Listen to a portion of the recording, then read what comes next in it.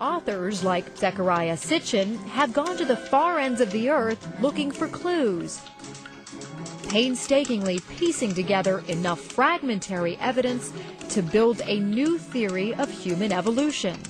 A basic conclusion of my writings has been that those who gave mankind civilization were visitors to Earth from another planet.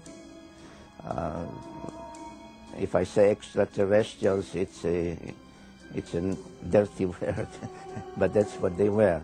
This is called a Sitchin is one of the few people on Earth able to read 6,000-year-old Sumerian texts.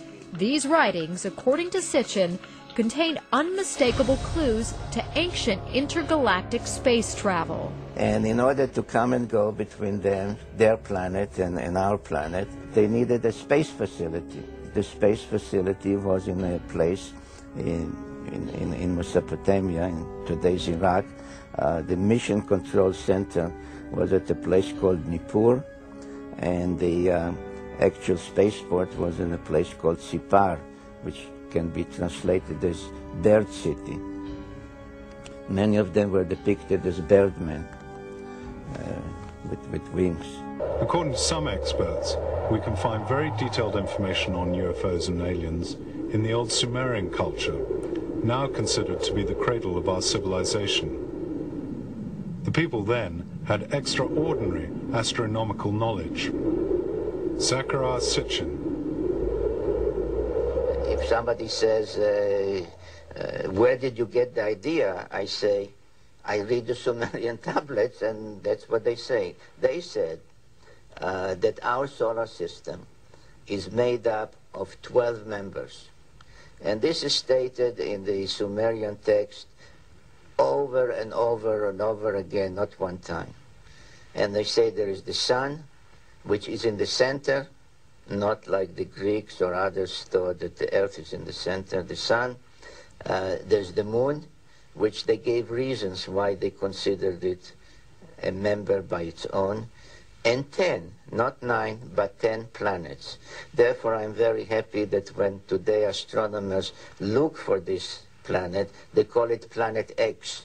They mean maybe the unknown planet, but it's also the 10th planet. They called it Nibiru, which means planet of the crossing, and the ancient symbol was the cross, not from Christian times, but from 6,000 years ago. And they say that this planet, the 12th member of our solar system, has a very large orbit of 3,600 years, and every 3,600 years it comes between Mars and Jupiter, close to us. And it is then, they said, that people that look like us, not with little horns or green, people that look like us, started to come between their planet and Earth about 450,000 years ago. Why do they look like us? We look like them. Because if you know the Bible, which is based on the Sumerian tales, at some point they engaged in genetic engineering and mixed their genes with the genes of Homo erectus. We can use various scientific terms, but let's say with early hominids, to bring about Homo sapiens, us. As long as 6,000 years ago, another remarkable civilization evolved. Its people were the Sumerians, who had an extraordinarily advanced culture. Their list of first just almost sounds like a whole list of our whole society. They had the first bicameral Congress, they had the first writing, they had the first school systems, and you just go on and on and on. So you have to ask, well, where did all this come from? And I think that you need to turn to the ancient Sumerians themselves and listen very carefully to what they have to say, because what they have to say, not just in one place, but over and over and over again, is that they were taught civilization by these beings that came from the heavens to the earth. They called them the Anunnaki.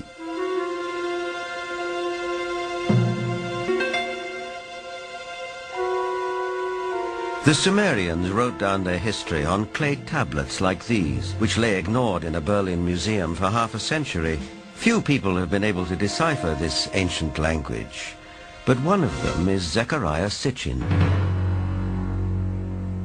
The writings and the pictorial evidence left behind by the Sumerians going back 6,000 years speak and depict people who came from another planet called Nibiru, and many of the depictions show them much bigger, at least by a third, perhaps more than the average human being, so they were giants.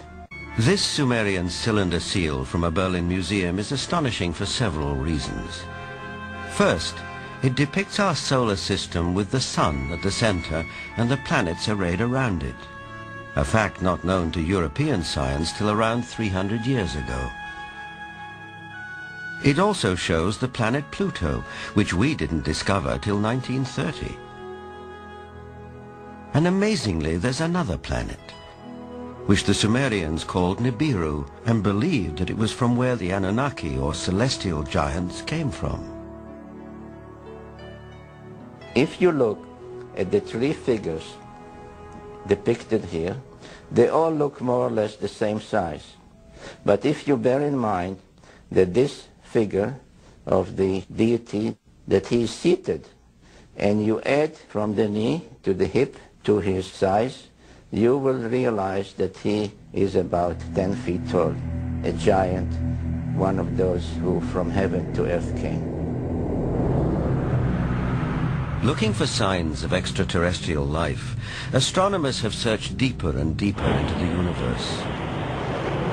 But all along, maybe they should have been looking closer to home. For it's in our own solar system that a mysterious object has recently been detected, near where the Sumerians placed their planet Nibiru, home of the Anunnaki.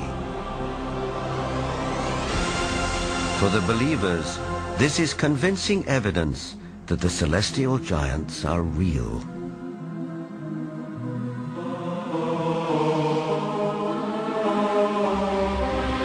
The ancient Sumerian text, just in a very broad overview, basically tell us that more than 400,000 years ago that these Anunnaki came from space and landed on the earth in the Tigris-Euphrates Valley. They began to set up a colony that they called Eden. According to Genesis, Eden, or Eden, is where Adam was created from dust and Eve from one of his ribs. Others, however, have a more high-tech version of how human life began. In time, needing manpower, needing workers, jumped the gun on evolution using genetic engineering. And they produced a hybrid which eventually became Cro-Magnon or modern man. Legend has it that when the Anunnaki came back after several thousand years to see how their genetic handiwork had turned out, they found the Earth females irresistibly attractive. It starts in the Bible. There you can read, in the beginning at Moses, when the sons of the gods saw that the daughter of men were beauty, they took them to wife. Later, out of the body's womb, giants came.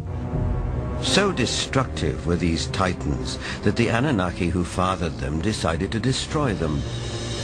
The apocryphal book of Baruch even tells us how many giants were wiped out.